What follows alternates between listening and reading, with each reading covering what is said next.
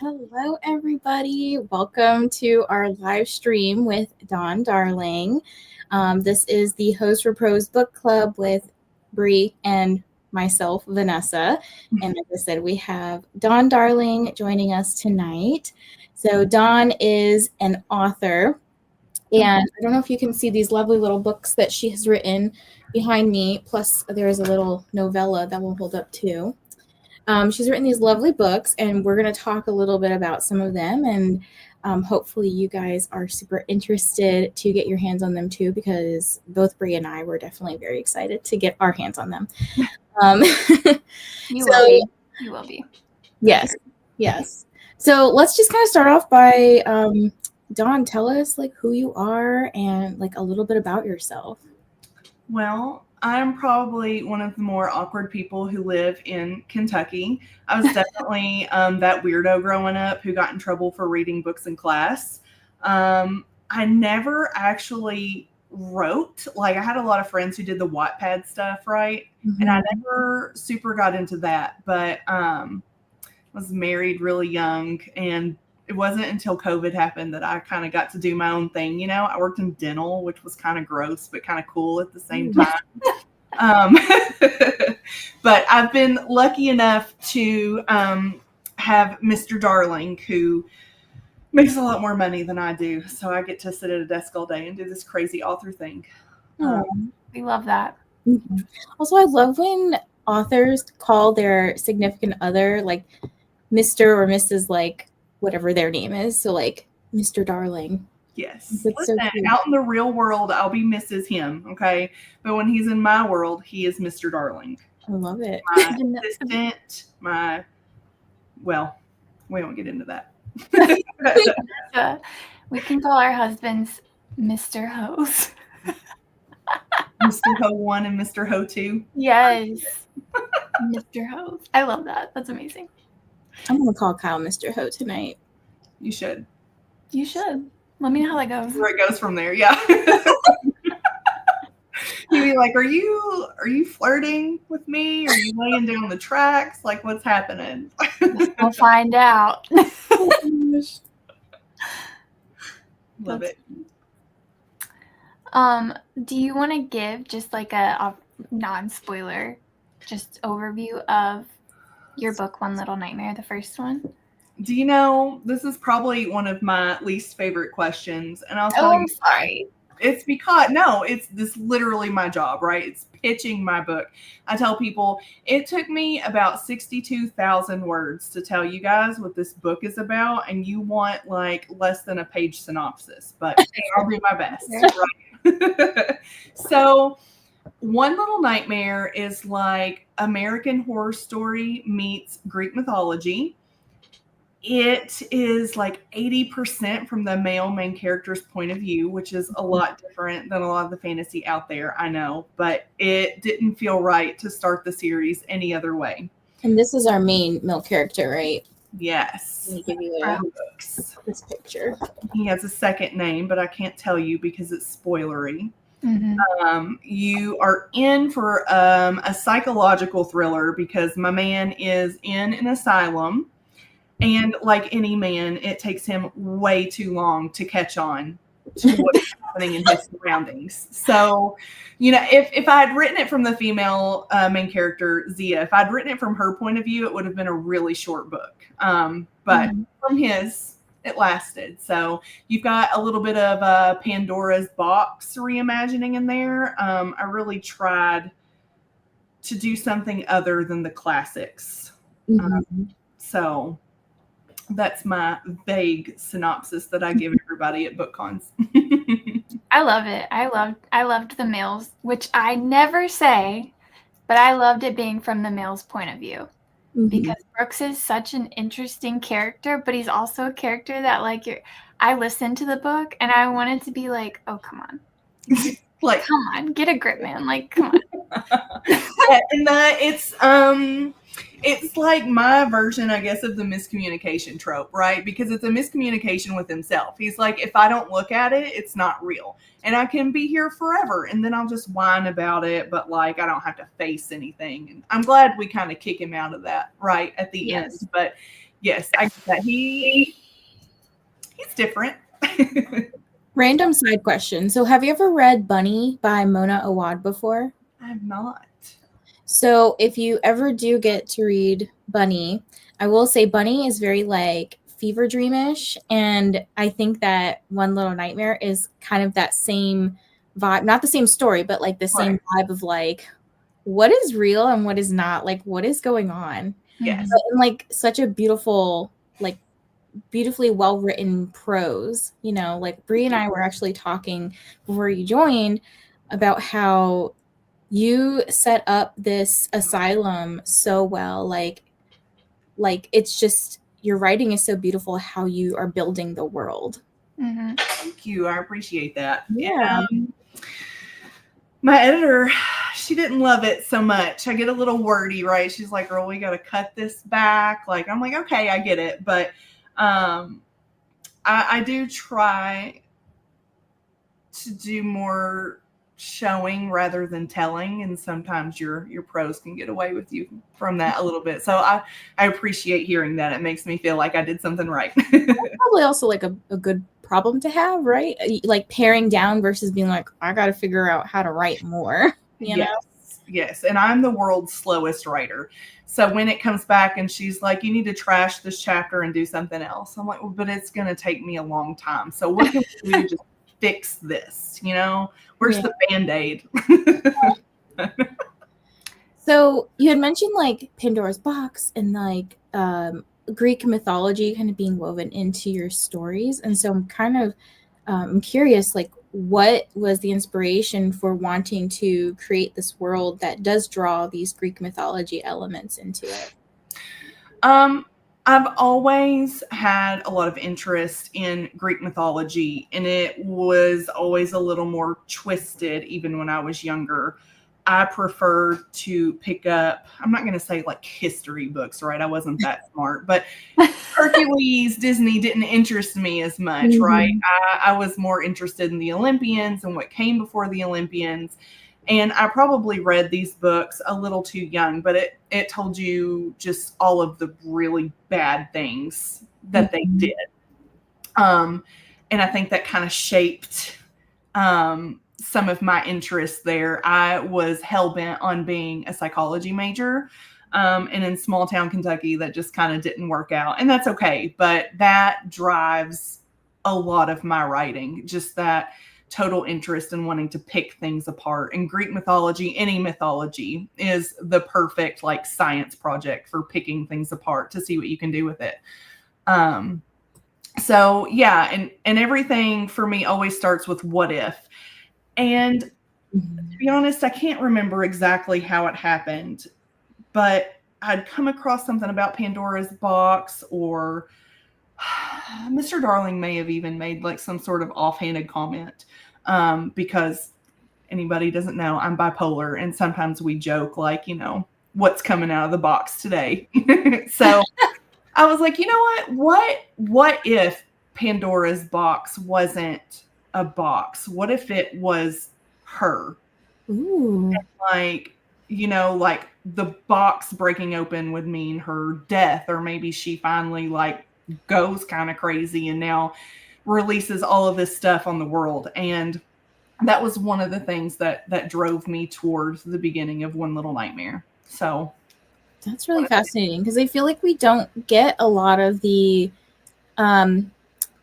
I won't say they're like lesser gods or anything, but like I feel like there's so many Hades and Persephone retellings, right?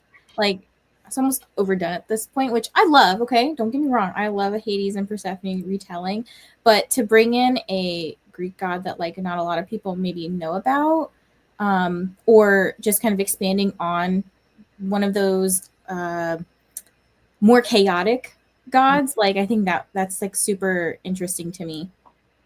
Yeah, I know people like the Hades and Persephone. It's a great story, and it is your foremost like enemies to lovers, and we all love that, right? Everybody loves enemies to lovers. He's the bad guy in the story who rips her from her life, and then you know they fall in love, and we love that, right? I just wanted something darker.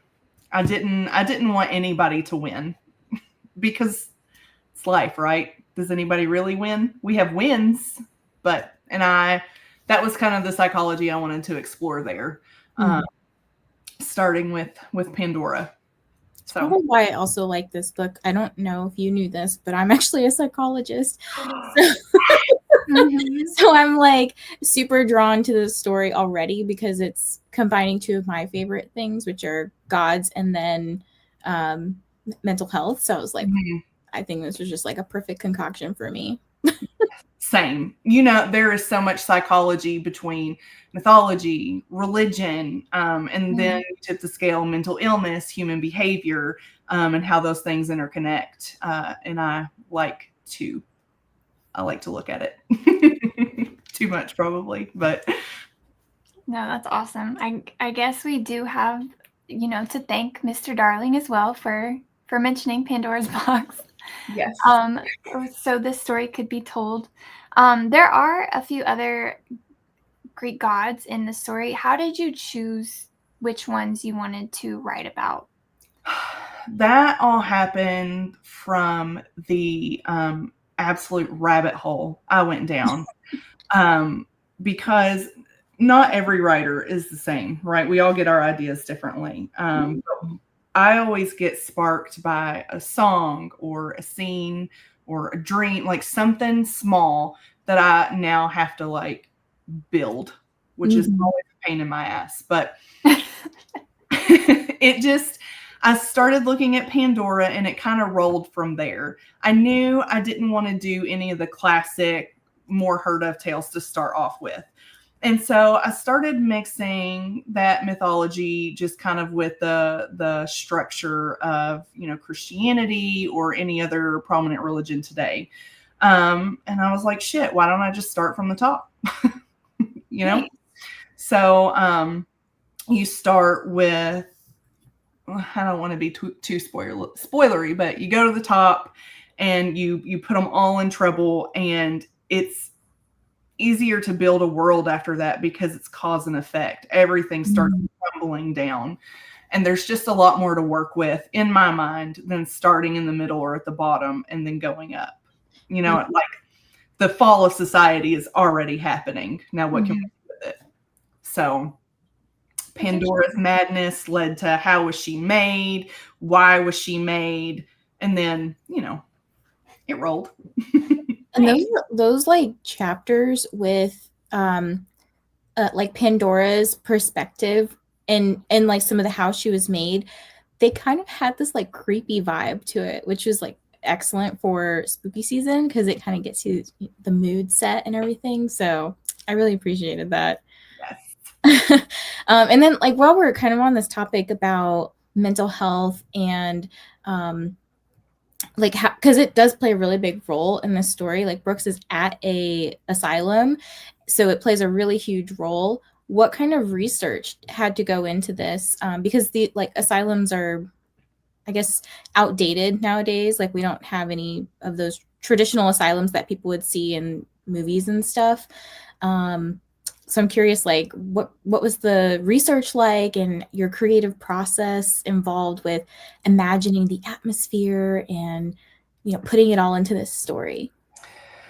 So I had to be really careful when I was writing this, as you can imagine, because I needed to both stay true to the time I was writing in. That, I mean, we do not have insane asylums these days. We don't even have asylums. That was like a major kind of 1930s, 40s thing. And so I was technically in the asylum. I would be writing in that time period, right? And then mental illness then hadn't been super explored, and what humans tend to do while exploring is experimentation, and those lines blur, right? Look at, to be really careful because, it kind of ties into World War II. A lot of those experiments trickled down. And I don't know if a lot of people know this, but a lot of times when women in particular were having like any sort of mental health issue like anxiety or depression, it was always labeled like hysteria or something, and that sex could cure everything. So like you just needed to get effed in order to like be cured. And I was like, yes, I don't think that's the cure for everything. And then on the flip side, if they were doing what the doctor was calling them to do and they did it too much, then they were harlots, and that was a mental illness, and they couldn't be around people because all they wanted to do was jump them, Yeah. So I definitely had to be pretty careful. I tend to be really clinical.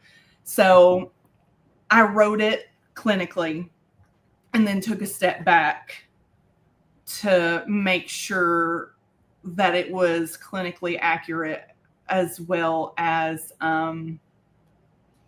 personable, I guess, like making sure it doesn't lack that empathy or emotion, so I don't look like a psycho that's writing it. And then speaking of psycho, just being aware of the terms that were used then that aren't widely accepted now, and making sure that they're present, but also not letting them fly super loosely, So you did a good job. I will say that. I appreciate it. It very much gave American Horror Story. That and if I'm being really honest, we were standing in line at Villains and Vixens, and I looked down, and this girl has a book cart, and this book is in her book cart. And I looked at Vanessa and I went, I need that book. I need it.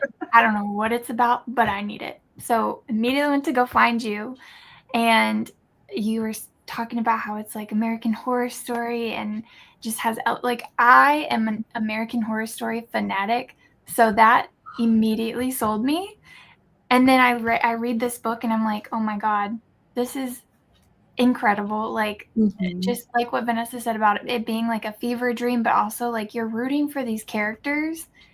And I don't want to give spoilers. You guys you really should go read this.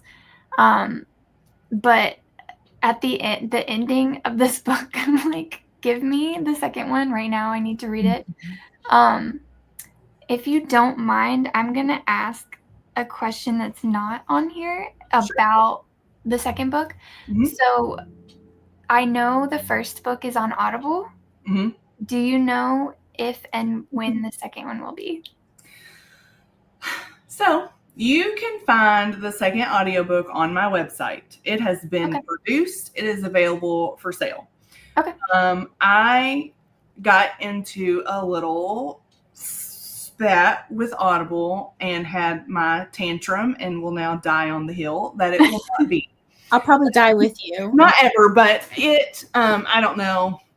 It's nobody's job to know if you're not like working in the industry. But whenever you put your book exclusive to Audible, which you have to do if you want to make any money, they keep it for 7 years and they do not let you break that contract. And so I did not know that going into book one. And then I decided I wanted to take them wide, which means, they could be Overdrive, libraries, just any listening platform. And they're like, nah, girl, this is ours for another 7 years. I'm like, are you kidding me? So book 2 is on my website. It sends it to you immediately as a book funnel link. Perfect. But once I'm done being salty, I will figure out what to do about that.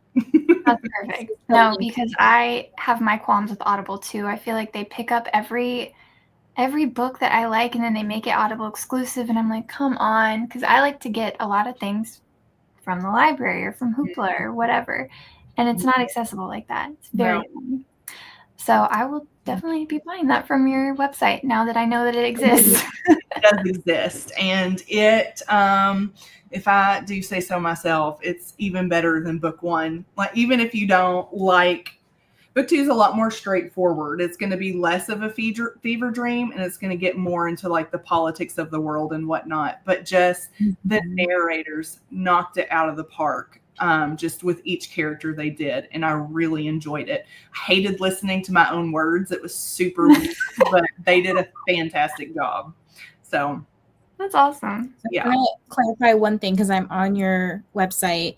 So the one so if I go under books, It's Mm-hmm. the Of Gods and Monsters series. Mm-hmm. And then scrolling down to find the correct one, it's the one that's got the earbuds over the ebook, right? Yes. Okay. Yeah. When I get fancy enough to learn how to build the back end of my website better, there will be a drop option on the side that says ebook, print versions, audio.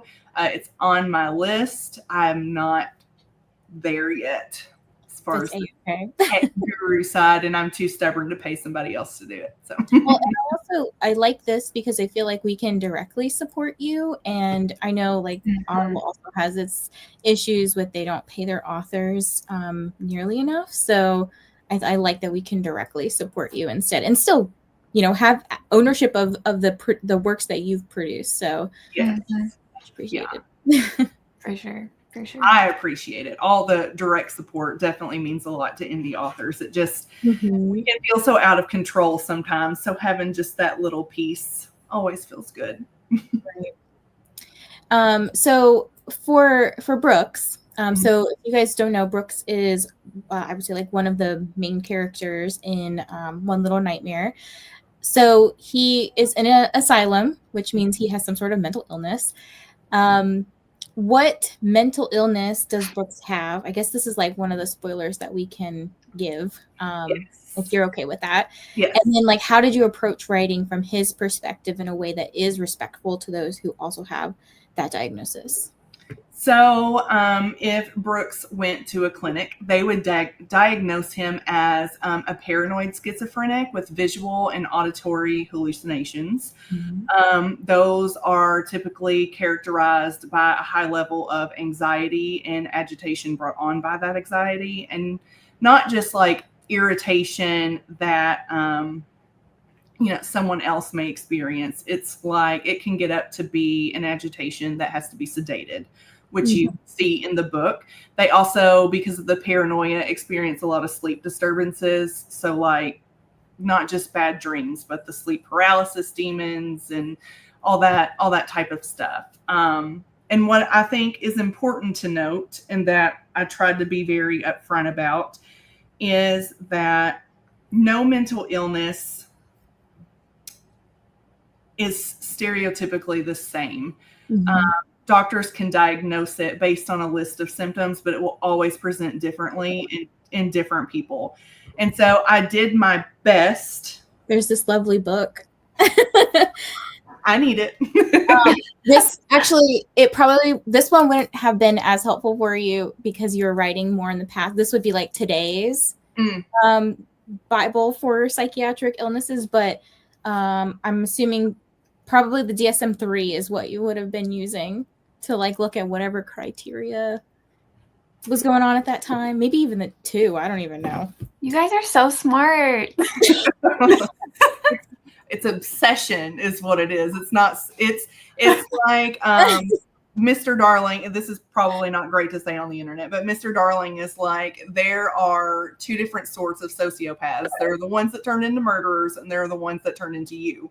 Which is just like, I'm not I have empathy and emotions. Okay, don't want to kill anybody, right? But just being able to take the step back, separate from empathy, go into clinical, and just pick it apart. But yeah, so it was important to me to be able to take what would just be a list of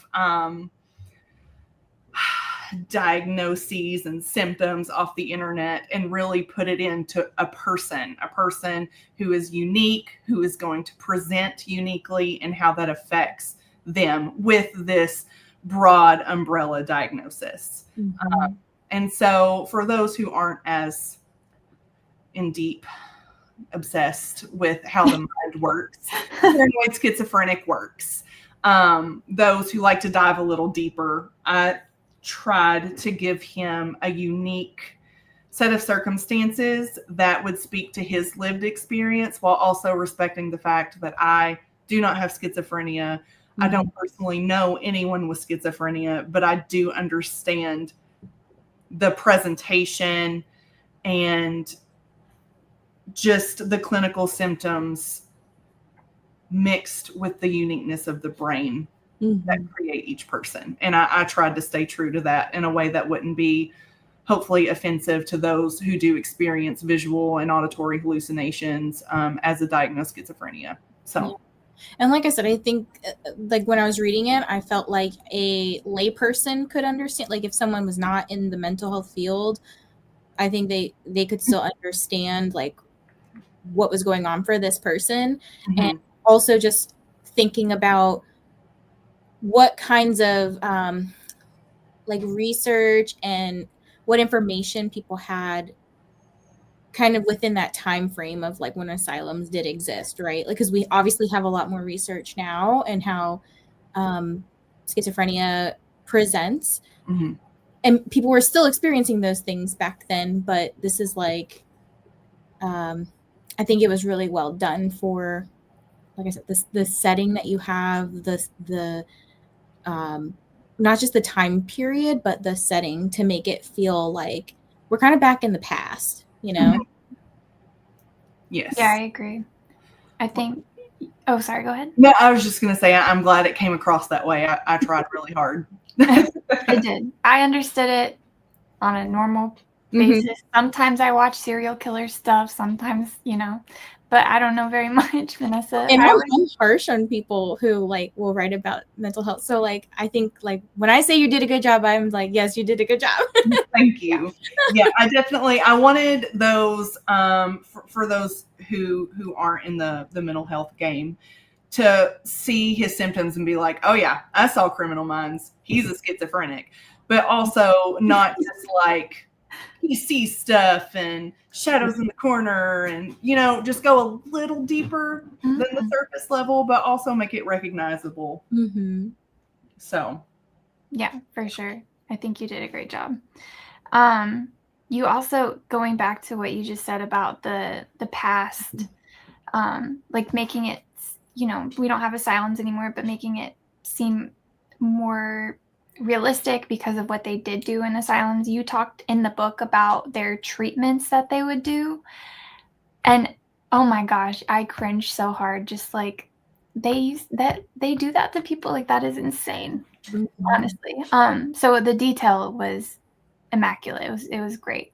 Thank you. Would you say, if you can without spoiling, do any of the other characters have a official psychiatric diagnosis as well? Absolutely. So you're introduced to a character named Lida. She falls like a bomb into the asylum, and that's when everything kind of goes to hell. And if she was here today with no paranormal elements, she would be diagnosed as someone with borderline personality disorder, which is most often confused with bipolar disorder, and they are two very different things. Someone like myself who is diagnosed as bipolar, we experience extreme highs, mania, and extreme lows, depression. But it's typically not aggressive. We're not outwardly aggressive. It's just mainly in ourselves.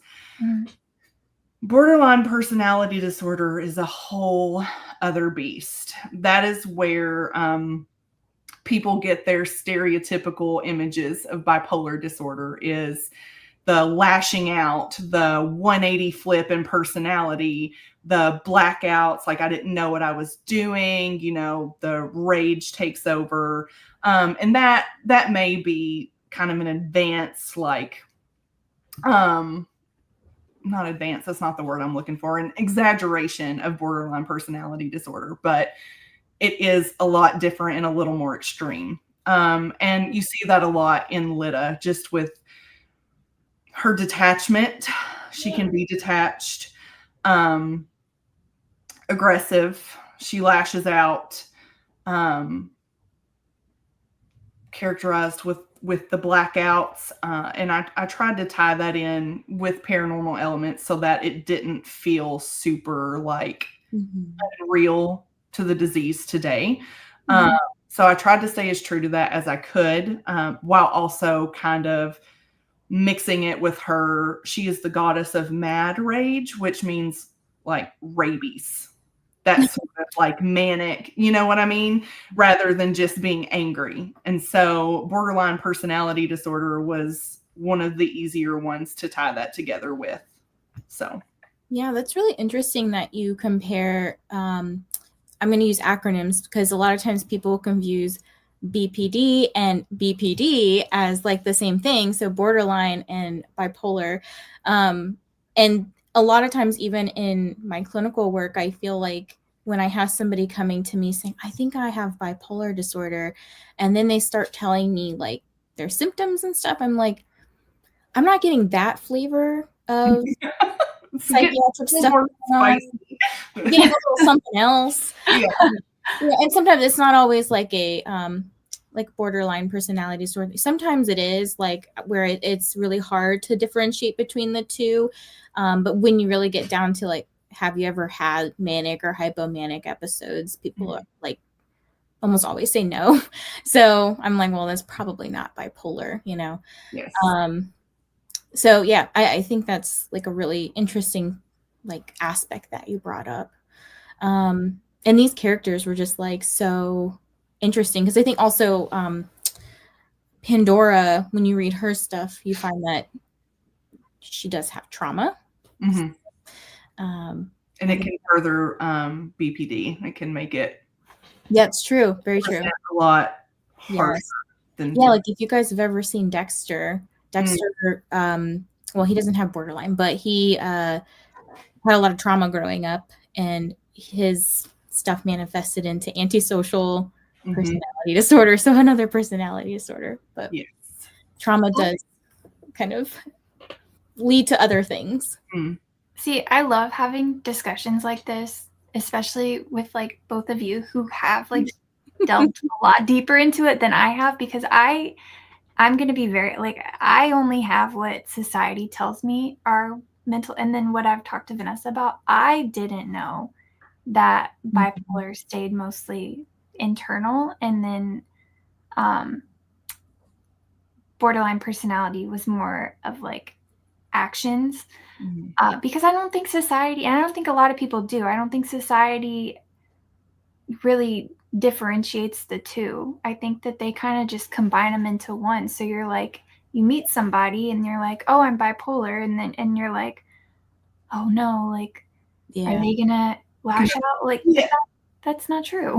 Social media doesn't help that much these days, because like right now what we're seeing is a lot of people coming in. So I do a lot of diagnostic stuff because I do psych assessments, but a lot of people coming in now are like, I think I have autism, because they're like, I'm kind of awkward in conversations. And it's like, well, you can be awkward. Like I told you behind the scenes, like I had some awkward encounter with a author last night, but it doesn't make me autistic, you know? Yeah. So there has to be these longer pervasive patterns of behavior. And, you know, I try to explain these things to people, and, you know, that's what I get paid for, is to explain these diagnoses to people.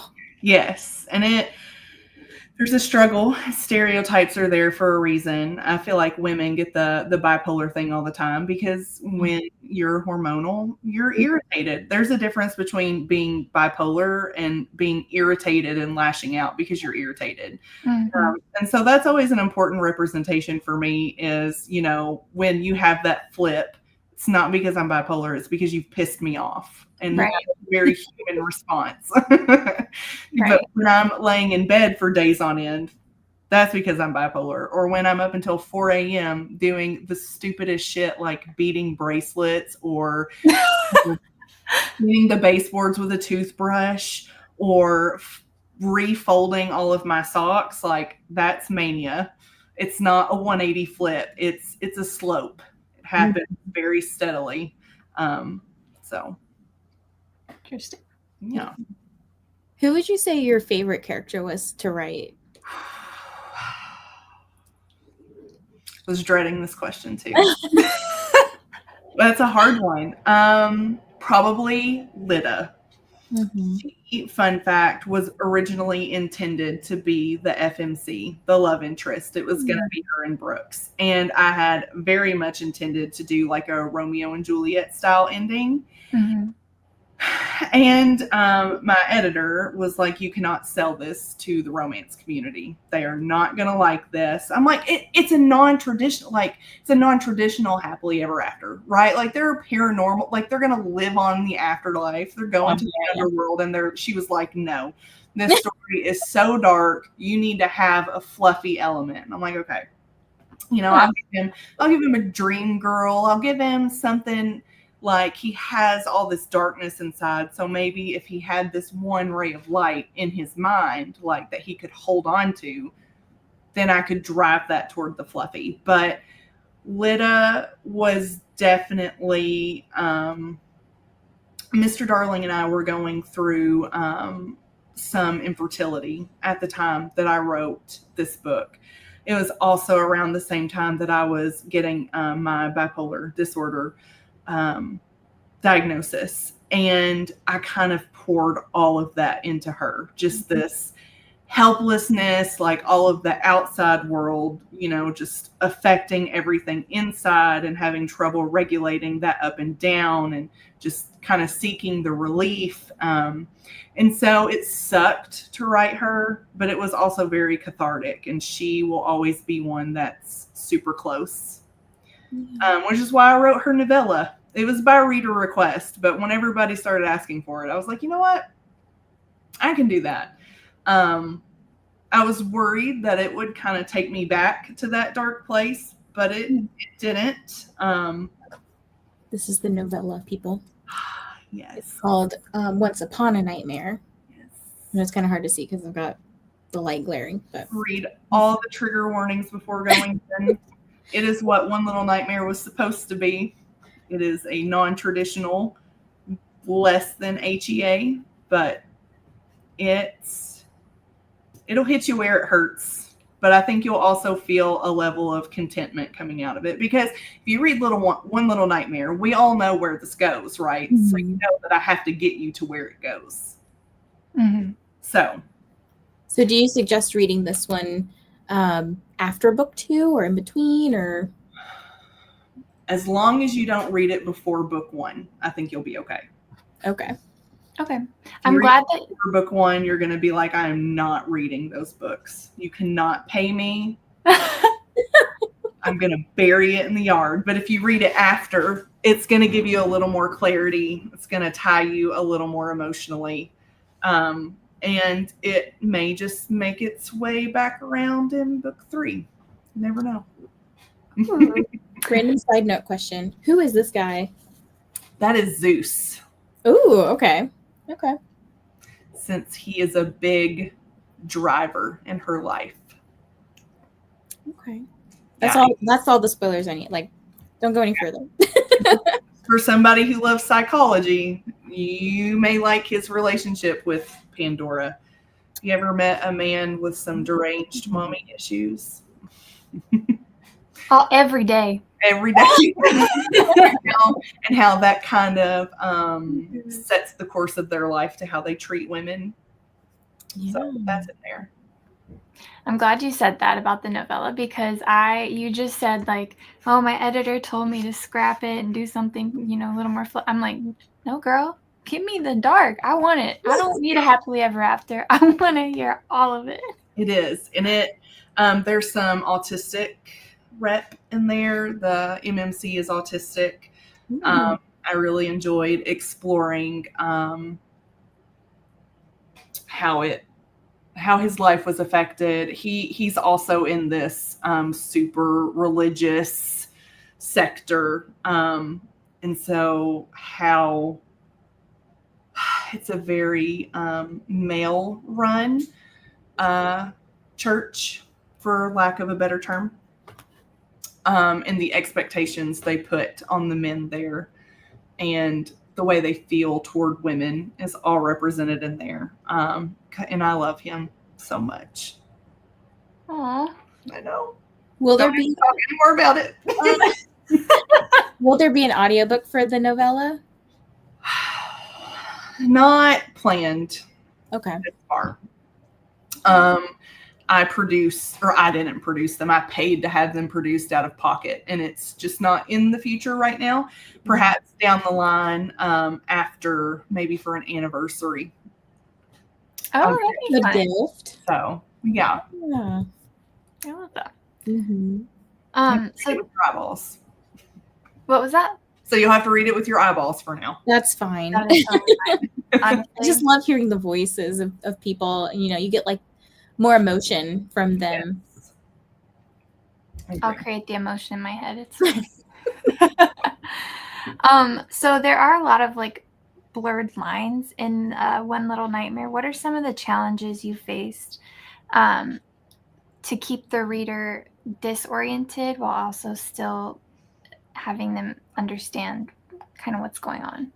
Well, that's a tough one, because I've read my reviews, and I either did a really great job or they never want to see me again because they were so confused. And it's okay, right? I should have marketed it a little more as a psychological thriller than what I did. But it was really hard to balance it, to just kind of keep him in the dark, which is why I went back and forth between the point of view, which I know as readers, everybody has a preference for their point of view, but you don't ever really have to look at the tactical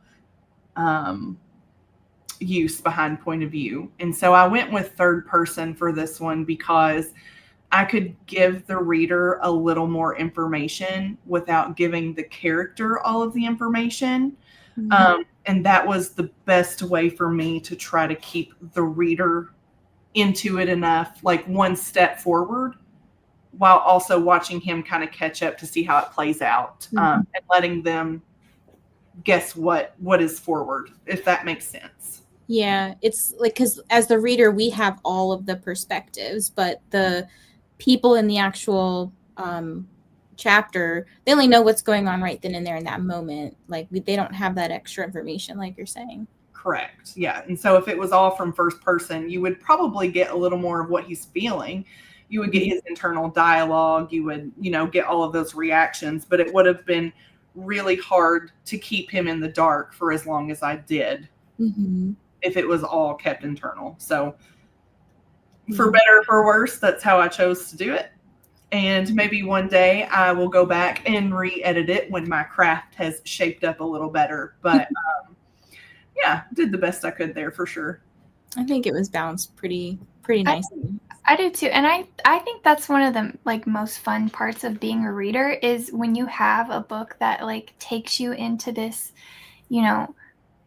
I think I know what's going on, but I'm not fully sure. Oh, I was wrong completely. I think this is going on. Like, I don't know what is going on now. It's so much more fun for me as a reader to read through, try to get an idea of what's happening, and then reread it. Because now I know, like, this is how this is going to go. Let me go back and get all of the key details that I, like, completely glazed over the first time. I think that would be the best way. And it's not a very long, like, first book. I think you would be 100% fine reading it one time. I've read it one time. I think it's great. But I do 100% plan on going back and rereading through now that I know the elements that you've put into it, the things that the characters, I can't spoil things. It's so hard. I'm a big proponent of Easter eggs. And so some of the things, like when I was writing it, I'm like, this is evil. And then people never picked up on it. And I was like, damn, okay. So I know that there are some that people catch when they read through the second time. They're like, why did I not know? And I'm like, well, No, I love a good moment where you're getting towards the end of a book and you're like, oh shit, like that's oh my gosh, like it just came full circle. Yes. And I tried to use Zia to layer in the actual Greek mythology to keep you in line to know, like, this is still like a fantasy, because when you're in the asylum, it seems very contemporary, right? There's nothing magical happening because he's a schizophrenic. Everything he's seeing is an illusion, And so with her in there, keeping the Greek elements alive, because she's a siren. When you get her point of views, you know that she's living in Olympia on her island. And so I tried to really use her to guide both Brooks and the reader toward the mythology. That way you could pick up on the little Easter eggs as you went. Yeah. And I'm not sure if this is possible, but for people who haven't read book 1, what can they expect from book 2? Book 2 is more straightforward. And that's a message to my fantasy readers. Less psychological thriller. Everybody kind of knows what's going on. There's still a mystery, but it's not nearly like the Asylum. It's there's a villain. We don't know who they are, where they're at, or how to get to them, but we know we got to get to them. Book 2 is also a lot of relationship and character building, because we have these two characters who have been apart. One's been in an asylum, one's been trapped on an island. Neither one of them know how to live alone, much less together. And so they know that they have this trauma bonding and this care for each other. And so they want to nurture that, but they're also like, okay, who am I on my own? And so the pacing for book 2, I realize, is maybe a little slow because of that. But I definitely enjoy, like I said, the psychology behind it, the showing how everybody's kind of growing and how that's going to push the plot forward. So if you're a heavy romance reader, book 2 is going to be more for you, with fantasy elements for sure. But you also, have either of you read book 2 yet? Not yet. Not yet. Okay. Well, so if you'll remember, in book 1, there's Zia, and the Lord of Nightmares is her captor. Yeah. You haven't seen the last of him. Okay. He comes around in book 2, and he's a lot more prominent. You know what? I think I have the cards right here. Hold on. He meets a scrappy little thief. Her name is Nyx. Ooh, I love that name. Cute. And wait, what are these that you're holding up? These are my tarot cards I had done for Kickstarter. So okay, hold on. I'm gonna make you bigger if I remember how to do this. All right. Whoop, you're huge on here. So there's Brooks. Oh my gosh, I love these. Some of the dark voices in his mind, and then you've got Zia. She's so amazing. Yes, and you meet more of her siren in book 2. Oh my gosh. And that's a little spoilery, but I'm like, oh my gosh. Anything about it. And then you've got the Lord of Nightmares and Nyx. And so in book 2, you're going to break into another point of view, which is Nyx's. You're also going to have, it's another point of view, but it's more like a flashback. Let's see. To give you some, okay, flashbacks. Okay. So that was my way. Doing the flashbacks, it was part of what people said kind of made the story drag. But when you get to the end, you're like, I love it. My way of building up a prominent character who is very important, who may be very, very angry at the world. I will tell you, I promise it's a Hades and Persephone retelling you've never read before. Okay. I made sure of that. So now I'm putting some, so you gave us some art at Villains and Vixens, and I'm trying to figure out like who is who, because I love imagining characters as I'm like reading their stories. Mm-hmm. I was like, I don't know who these people are, but it's because it's for book 2. Yes. So that's Nyx and Tor. She lives in a little village, and it's her job to take care of everybody there. And so she goes to his club Hell, and she steals from his patrons. And she thinks she's super smart. She's flying under the weather. Nobody knows she's there. Well, when Brooks breaks out of the asylum, that is not a spoiler. Everybody knows it has to happen. Shit hits the fan for another character. And that puts a lot of pressure on Tor, because Brooks is going to go after Zia. That's his lady love, right? And so he's in a tight position, and he finds this little thief, Nyx, and he blackmails her into doing his bidding. She doesn't make it very easy on him, but that art is when he, for the first time, approaches her in the club. He finds her on level envy. You'll find several layers to club hell. It's all the 7 sins, the deadly ones. And then you also have level desecration, which is like an auction type floor. And then you have the devil's playground, which is his office. Oh, wow. I think I'm like more excited to read this now. Oh, I'm so excited. I mean, the ending already made me excited, but like now I'm like, oh my God, let's go. Yeah. So I realized that I wasn't really hooking my enemies to lovers girlies, right? Like Zia and Brooks are a very soft, fluffy couple. And so Nyx and Tor are going to give you that tension blade edge look at that you may have been looking for. You definitely gave the I'll burn down the world to find her though in the first book, and I'm like, I was so here for it. I was listening and I was like, he's gonna get her. I love that laugh. I'm sorry. I don't know what that was. That's me when I'm like giddy. So I know we talked about this post or pre-show. So what is the weirdest or most unexpected thing you've discovered while doing research? But I know we talked about also like deranged, if you're comfortable with answering this question. If not, that is a-okay. Yeah, we can alter it to be like, what's the most interesting thing? Interesting, yeah.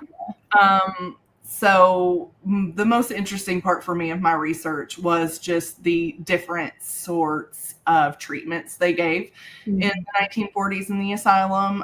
Everybody knows lobotomy, but nobody knows anything else, right? So they did insulin-induced therapy, which would basically put people in comas to just...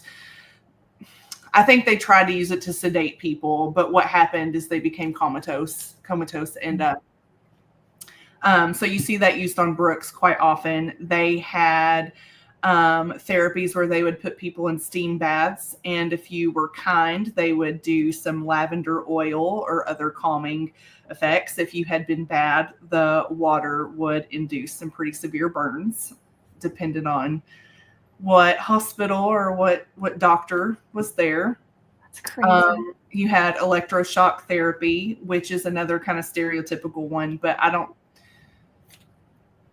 think, and people shouldn't have to think about, but what happens to the body during those sorts of treatments. And I dove really hard into that.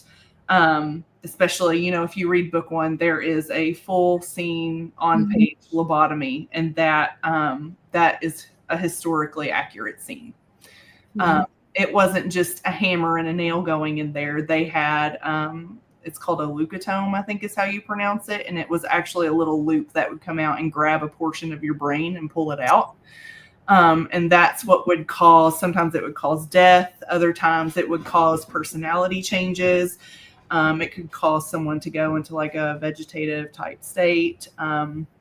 They would lose all functionality or control of their body. It affected everybody differently. And so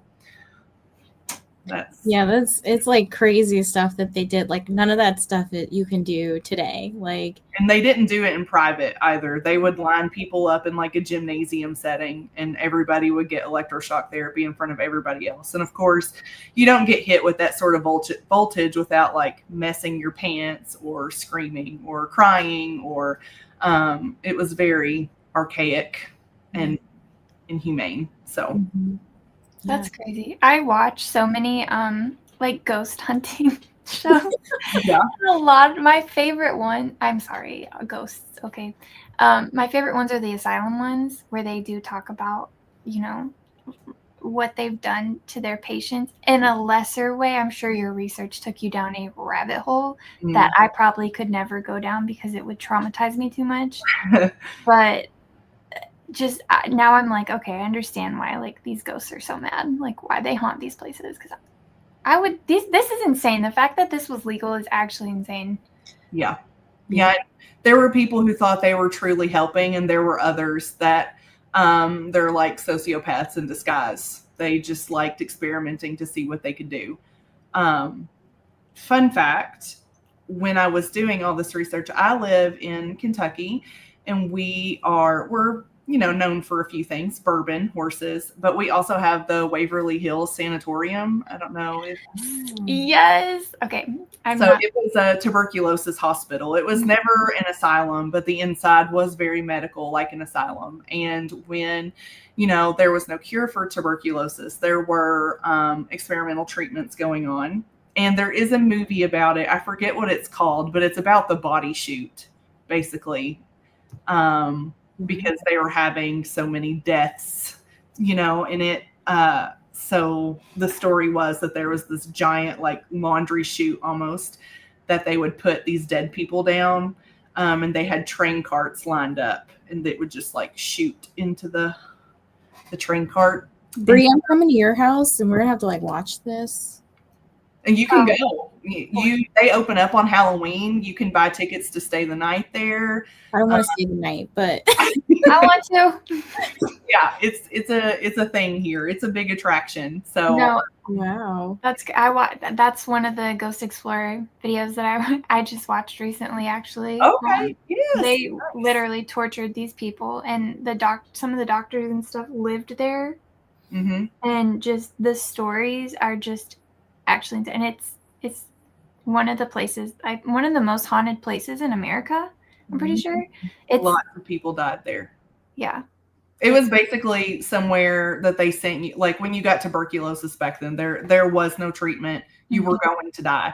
And so they were basically sending you somewhere to die. And Waverly Hills is a massive, massive place. And it housed tons of patients. And of course, I mean, they all died until the treatments came out, right? But yeah, when somebody's going to die, it opens the door for those who lack empathy to have their way. So that's true. So I'm very curious because like when we were at Villains and Vixens, you actually gave us some really pretty art of your next book coming out. Yes. So it's called Unwanted, right? Can you tell us a little bit about it? Yes. So if people who have or have not been following me, book 3 should have been out a long time ago for Of Gods and Monsters, right? And I just, choked. So I'm like, I went into this kind of spiral, and I wasn't writing, I wasn't being creative, and I'm like, you know what? I'm gonna take stress off, and even if I'm not working on book 3, like, I just need to write. And Unwanted was born. I actually had written a short story that I intended to use for a book harvest in Chicago, but I loved the female character. Her name is Danny. Yes. Okay. Very cute. Just very inspired to turn it into a book. So my pitch for that one, and then I'll tell you more if you want to know, is Danny, my psycho stripper, dies. Most unfortunately. Oh no. Makes a deal with the devil and doesn't uphold her into the bargain. Is this the devil? That's so now she and her cat Jesus are on the run. Spoiler alert, they do not make it very far. So and so I have been begging Mr. Darling, I want a Maine Coon cat so hard. So Jesus is this giant, like 40-pound black and silver Maine Coon cat, and he is the grumpiest thing, and I love it. She makes all kinds of jokes. If you are religious, please be conscious moving into it. It is Lucifer is present. She's a demon. Lots of jokes. I mean, the cat's name is Jesus. So, but there is no like hitting on religion, right? There's no hate for it. It's just kind of sacrilegious. But yeah, so you follow Danny. She has a total lack of empathy. You get the story of how she died, and that is going to give you my unique brand of darkness. It is heavy. Read the trigger warnings. But there is a lot of humor to outweigh it. She's very funny. the first line of the book, if anybody wants to know, was, "Had I known the devil would have taken a blowjob, I might not have given him my soul." So she's full of wild jokes. I love this already. Yeah. I'm so excited. I think, you know what, honestly, you and I have the same, like, darkness inside of us. No, but, like, I was just thinking the same thing, but also me and Brie are friends, so best friends, and so I'm like, oh, that's fitting, right? Yeah. No, I love all of this so much. Yeah. I tried to do, I was like, maybe I'll do like a Bryn Weaver style, right? Because I think everybody loves the darkness mixed with humor. My editor said that I cannot call it a rom-com because it is not a rom-com. It's too dark. Oops. But it is very funny. Like, I worked in dental, I told you. There's a full mouth extraction scene that Danny does, and he dies before she can get all the teeth out. And she's like, way to go. Like, why can you not live long enough? This is stupid. Oh and just my gosh. Like, is totally bloody. She's eating ramen while she does it. She's in her favorite shirt and underwear. And then when he dies, she's like, all right, Jesus. Like, they sit on the couch and watch Dirty Dancing after. Oh my gosh. It's a mix of very dark and very funny. She died in the 80s.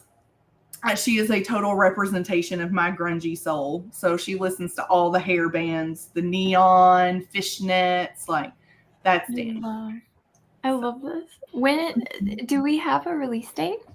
I am going to surprise release this book. Oh, okay. Save my sanity and not have like a hardcore deadline, but it will release this year.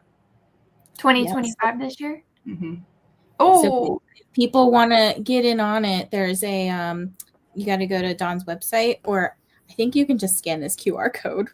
The pre-order is up on Amazon too. So that link will only work if you attended my events this year. Oh, okay. Sorry. But, no, you're okay. No worries. But yeah, if you want to sign up for the newsletter and get that, early access. Mm-hmm. Yep. And the pre-order's live on Amazon so that you get it as soon as it drops. Yes. Squishy says dark humor is the best, by the way. Loved her. Yes. I almost exclusively read rom-coms too. And I would have never guessed. I never would have guessed. Yes.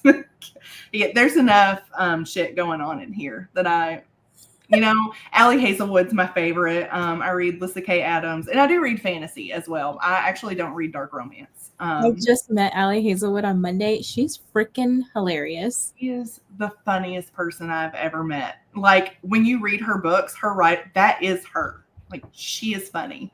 But yeah. Sorry. Go ahead. No, go ahead. Well, since you just said that, I have another question that wasn't sent. But where do you draw inspiration from? Just since you read rom-coms, but your books are so dark, and just where do you draw that inspiration from? Truly, just yourself? Okay. It all starts with a what if. Okay. What if everything went wrong? And I have this, I don't know, terrible ability to just make it dark, because psychology can be dark. Mm. So sometimes it's a dream. So like the Red Room scene in One Little Nightmare, that's how that book started. Interesting. It was, do you guys watch Dancing with the Stars? I see clips of it on TikTok. Okay. Yeah, exactly. There was a season forever ago. Lindsay Sterling was on the show, and her partner was Mark Ballas. And they did a dance to the song called Human. I cannot pronounce the artist's name, but it's like SV something or another. And it haunted me. I had this like total fever dream, and I woke up in the middle of the night, and again, on my infertility journey, set my laptop up in my room that I was hoping one day would be a nursery, and just typed for hours around this scene. So it usually starts like that, and then my brain just twists it into the most terrible thing possible. I don't know why or how. Wow. will not get into a therapy session here or like theorize things, but that is very personality disorder. Well, so you were just talking about you read like a lot of rom-coms, and then I feel like you don't write that. So are there any genres or tropes that you'd like to try that are different from what you do write or what you have written so far? I have found a lot of joy writing the dark comedy, and I think maybe I'll do a few more of those. I thought, when you write fantasy, a lot of the industry is like, you've got to write a series, like it's got to be a 5-6 book series, and you've got to release them really fast. And I was like, fuck yeah, like I can do that. Yes. So I released One Little Nightmare. 6 months later, I had book 2 out, and then it was just like a total stop. And I was like, maybe I am not meant for this. Like,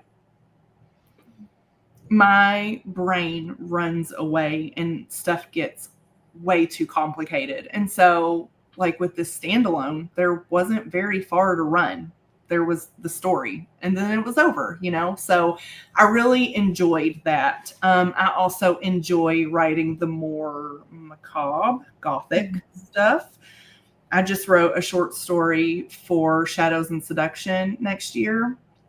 Ooh. And I only bring this up because I really enjoyed writing it too, and I'll probably expand it, but it is about a ballerina. Her name is Celeste, and she has a terminal heart condition.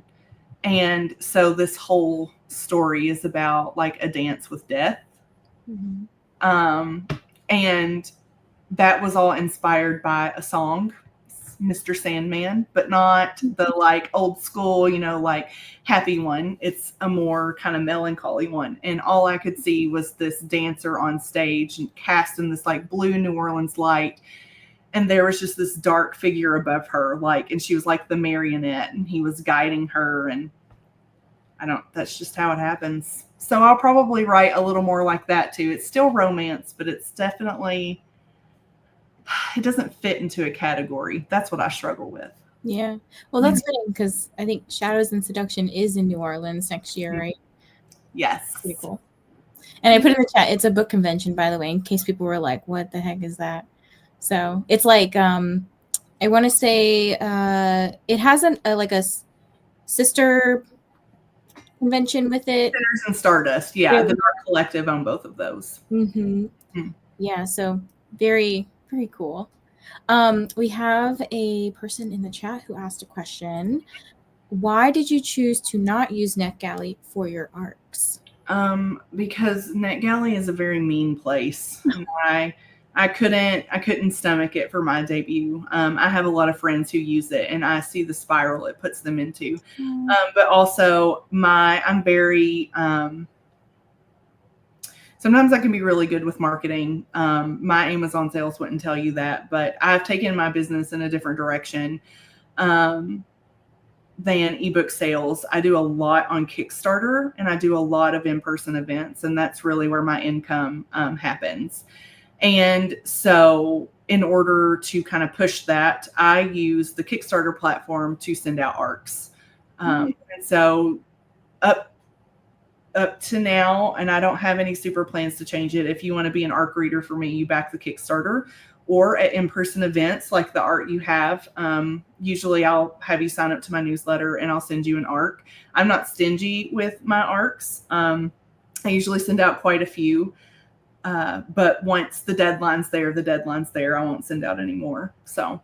Gotcha. That's pretty cool.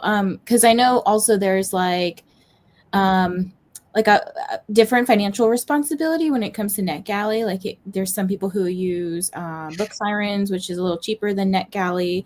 And then Book Funnel is totally different too, because if people don't know the side of arcs, basically authors have to pay for a certain number of the links to be sent out. So if let's say you use Book Funnel, you pay so much to have 500 links or 100 links or whatever. And I'm sure it's very similar for NetGalley. I had looked at the pricing a long time ago because I was very curious, but NetGalley is very expensive to send out ARCs. So that's why sometimes you may not always see like indie authors on NetGalley. It just kind of is like the financial cons outweigh the pros of it, I guess. Yeah. And I'm not opposed typically to spending money if I feel like I'm going to get a payoff, which sounds terrible, but I run a business, right? I do. And I only want people who want to read my books to get my ARC. And NetGalley is a very competitive is the wrong word, but in order to be sure that people are reading the ARCs, they give NetGalley users scores. Oh, yeah. And I've noticed a lot lately that I've seen people feed the books through AI to get a review so that they can post it just to keep their score up. And that's not acceptable to me. So I won't be putting my books out somewhere where people just want to keep up a score so they can get bigger authors' ARCs when they apply, and just use mine to get it. So if you want my books, you know how to find me. But I haven't had great experiences ever as far as NetGalley is concerned, so I don't use it.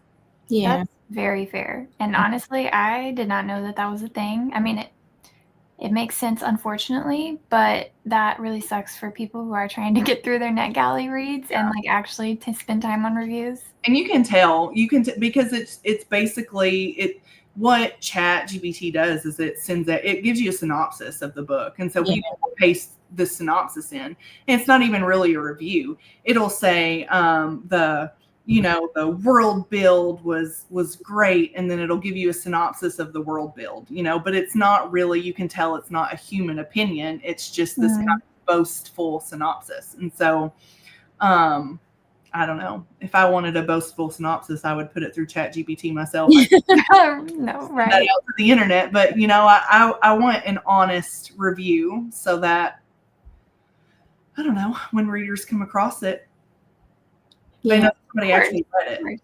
And I'm not saying that doesn't happen for Amazon, but Amazon, there's no scorekeeping. If you review it, you review it, and if you don't, you don't. So yeah. So just be mindful of that. For anyone who is coming to do NetGalley November in a couple of weeks, we do like a big group kind of community building readathon, if you will. It's like non-competitive, but just everyone like reading down their NetGalley ARCs. And I think a lot of the people that join are actually like legit in posting their review, like reading the book and posting their legitimate review, and not just being like, I didn't read these books, I'm just going to run it through ChatGPT. And I am someone who is like trying to teach people of like, because I have a little bit of experience of what's on the back end and what are publishers looking for in terms of like who's going to give you an ARC. So I try to like tell, my friends and stuff, like, this is what they're looking for. Like, don't get down on yourself if you get rejected from like Berkeley or something. They reject a lot of people, So there's a lot of things that go into that. But hopefully, the people that are coming to you to read your ARC, really are there because they enjoy your work and they want to read it and they want to hype it up and promote it. Yeah. Yeah. And again, I should have set myself back a little bit there. Like any place online, I'm sure it can be a fantastic option. And people, there are exciting ARCs on there. And I know that people like, especially for your traditional publishers, if you want an ARC, you have to go through the publisher. And I know that there are readers who just have fallen in love with an author, everything they write and they stand for, and they want to read those ARCs so that they can review. And NetGalley is a great place to do that. I'm just not there in my career yet. That's okay. So that's very valid. That's very fair. And honestly, if I were you, I'd probably do the same thing. And I 100% am signing up for your Kickstarter after this. Because when we first started, I was like, let me just buy this audiobook right now. No, really. Reading your book and then also just talking to you. And I'm not just saying this because this isn't an interview or anything like that. Like, I love your writing. I do. I love your ideas that you come up with. I love like what you just said of where you draw your random inspiration. I love that you didn't just give a straight-laced answer of just like, oh, I read Allie Hazelwood, so, I like draw my inspiration from her, which if you do, that's fine. But you're like, oh, I heard a song, and in my mind, I saw this, and that's true. Like, that's a true artist. You are a true artist. Like that. That's so unique, and it's so interesting to me, truly. Like that makes me just love you so much more, truly. Stop. That's to make people cry on Thursdays. No. you can't cry. Just to piggyback off of Brie, I was watching a YouTube video earlier today about like people who read tons of books. I would say like we both read like a lot of books every year, and a lot of the tropes that we're seeing that are kind of coming through like the traditional spaces, no shade to them, like they're doing great and everything, but a lot of the tropes that you'll see are very like overdone. You know, you have your fae, your fantasy, the dragons and stuff doing all that sexy spicy things. It's like, cool. Do I remember the plot of everything? No. But when it comes to your book, I was like, I think I would remember this for a really long time because it's so unique and so different. You know, like I think it's actually one of my favorite books of the year. So that's just like exciting, you know. Well, I'm glad to hear that. It a lot of the market looks the same because we all know that that's what sells. It's what sells, yeah, and money is important. You know, you have to have it to live. And like I said when we first started the interview, I am lucky enough that Mr. Darling makes enough to support our family, so I can really shoot toward what I want to write as opposed to what I know is probably going to make me money. I went to a writer's retreat before One Little Nightmare was published. And from the get-go, she was like, this is very unique and you are going to have a very hard time selling it. And I'm like, well, then I'll have a very hard time selling it because I was stubborn, I guess. That was the way I wanted it to be. But it's also, it's very just true to me, I think. I think if I tried to write more of the mainstream money-making market appeal, I'd get really bored really quickly. And I would probably go back to dental. So, yeah, and it is what it is. And like you said, there's no shade. I wish I had a brain that could do market forward stuff, you know, probably take a trip to Hawaii if I did that. But just here writing fucked up shit all the time. If that's what you like, you can come visit me in my little tiny Amazon corner. Like there is a market for fucked up shit. And that I think that's why we like doing these interviews too, is because we get to talk to people who aren't these like hyped up, you know, I don't want to say any names of people because I don't want anyone to think I hate any of those authors. Like I don't, but I think it's just like an avenue to really hype up an indie author and really get their works out, you know, even if it's like 5 people that show up to these things. Like I think that's still 5 people that hear what your stories are about and that are intrigued and want to pick it up and want to subscribe to your newsletter and get your arc and, you know, really buy into what you're going to be putting out in the future. You know, that's not always going to be this trending thing, right? And who knows, like in the future, maybe what you're writing is the trending thing, you know, and then I hope that like it brings you lots of success. Thank you. I definitely, I think Bryn Weaver did a really good job kind of as an example of what you were just talking about, like dark humor. Where was that even 2-3 years ago? You know what I mean? And then she had her breakout dark humor book, and now people are like, yeah, love that. You know, like, I didn't know that existed. I didn't know that I could buy and read that. So I think the time will come. I also accepted a long time ago that I'm going to have a very small, like I'm going to build slowly because my books are different. And if you like them, you'll likely like all of them because you can expect a lot of the same things from me a lot of the time. I enjoy writing the darkness. I enjoy writing the funny, witty banter between people to keep it lighter. And I don't foresee that changing. So Don't ever change. I love it so much. I get asked at work and stuff because everybody knows I'm a big reader at work. Like, oh, give me a good dragon book. And I'm like, do you really want a dragon book or are you open to something else? Because I can name 50 dragon books off the top of my head, but I could give you something, again, no shade, absolutely no shade. I like dragon books just as much as the next person, but I could give you something a little bit more unique that would have you like thinking about it, you know, months and months, maybe even years down the road. Whereas if you were to read, you know, a bunch of dragon books, they're all gonna blend together, okay? Yeah. But I do hope that with your new book too, I really hope that, like you said, with Bryn Weaver releasing Butcher and Blackbird and all of those, you know, that trilogy of dark romantic comedy, I guess is what it would be. With yours coming out, I really hope that it opens the door for readers to find not only you as an author, but also like look at your backlog and get a chance to read these awesome books, because they really are. They're so worth it. It really is. You did a great job. I appreciate it. And you're an awesome person. I mean, meeting you at Villains and Vixens, getting to talk to you here, like I can't wait to see you in person again.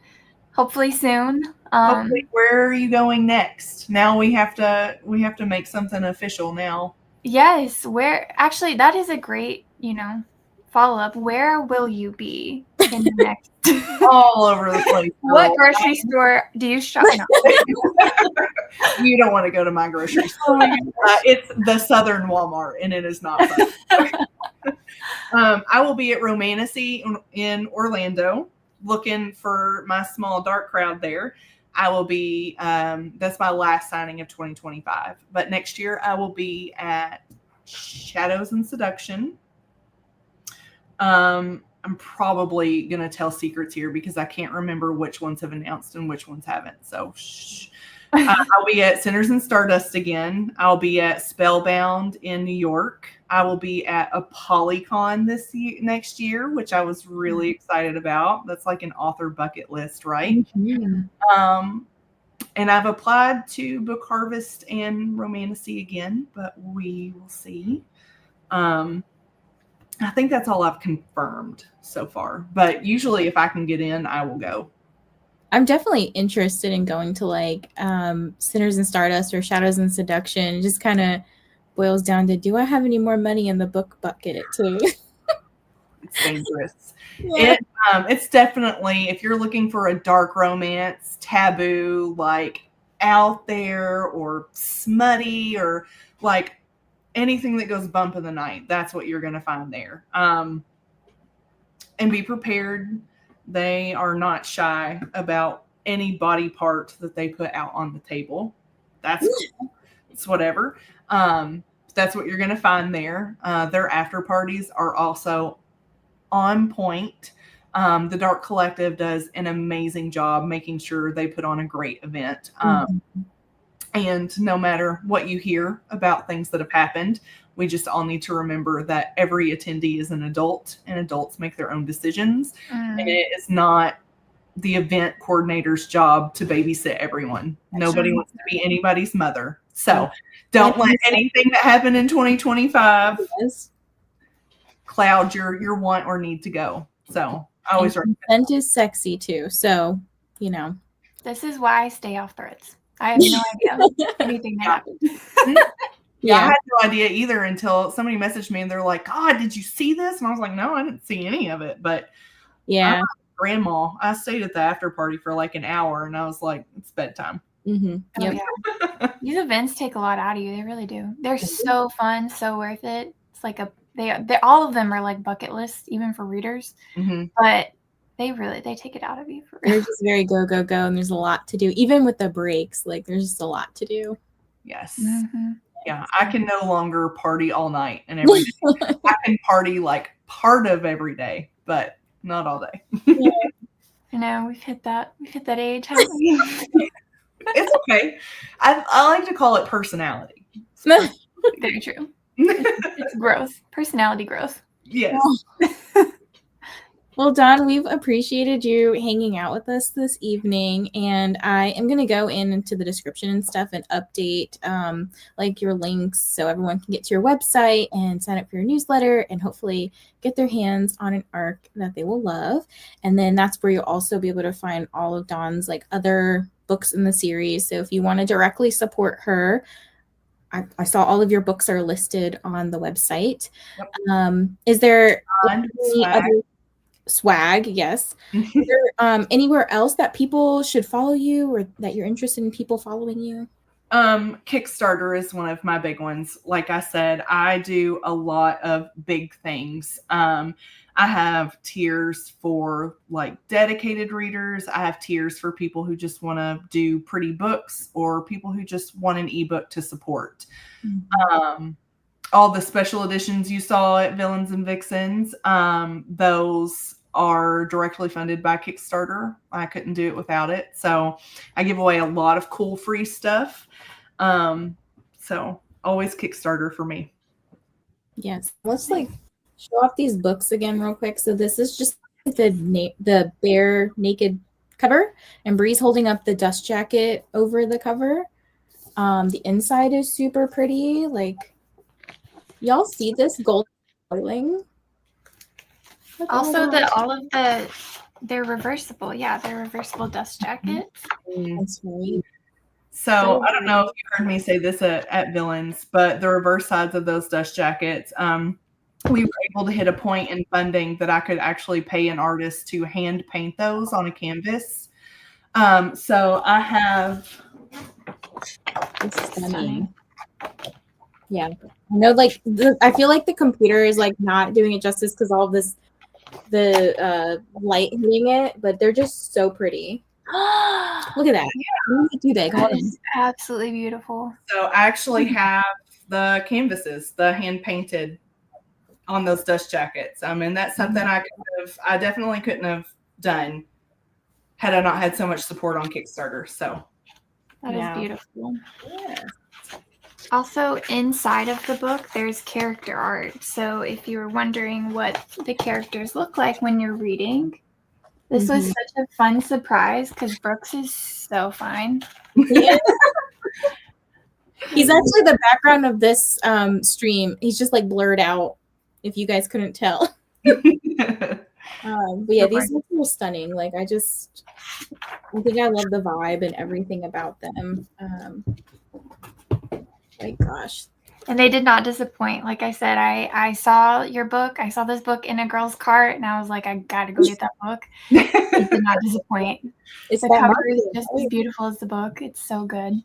I do my best to make stuff look as unique as I write. So I was hoping it did that. And one question here from Squishy: will you be restocking the special editions? I only have the ebooks, so would love to support by buying the physical. So I'm actually sold out of One Little Nightmare specifically, and those are books that I bulk order. I did already fund a Kickstarter for book 3, so I'll be placing an order later next year. And I expect those to be available to purchase. I'm hoping for my early events, if not by mid-2026. And if you follow me on Instagram or you're in my newsletter, I definitely will announce like when you can pre-order those again, because they will go up on pre-order. After I have placed the order and they're on their way, the pre-order for book 3 will go up for those of you who already have the first 2. And then obviously the whole trilogy as well. So that's exciting. Yeah, so you have to wait a little bit, but not too long. Not too long. Get one. Nice. Any last words before we close out for the evening? I really appreciate you guys inviting me to chat. I don't get to do these things a whole lot. So I always enjoy, anything psychological, I'll chat all day. So oh, thank you so much. Yes, I expect to see both of you in my inbox after you read book 2. Hear all your oohs and ahs. For sure. Villain reveal. So yes. Well, I will, like I said, put all those links down below so you guys can find them even after, if you've weren't able to join us at the beginning, but still want to kind of catch up and watch the playback. You can get all of that down below. And like I said, follow Dawn wherever you can on Instagram and newsletter, website, wherever you can, because you want to get your hands on these books. They are delightful. And her new book coming out, which I'm so excited. I'm so excited. I think it's going to be a good one. You'll at least laugh your ass off at least like 10 times. Perfect. Even if you hate the book, you're going to be like, that girl was funny, though. She was funny, though. All right. I'm going to play our little outro, and it'll be like 20 seconds, and then we'll chat for a second. All right. Fair enough. Bye, everyone. Treating every night like the last time, so I end all my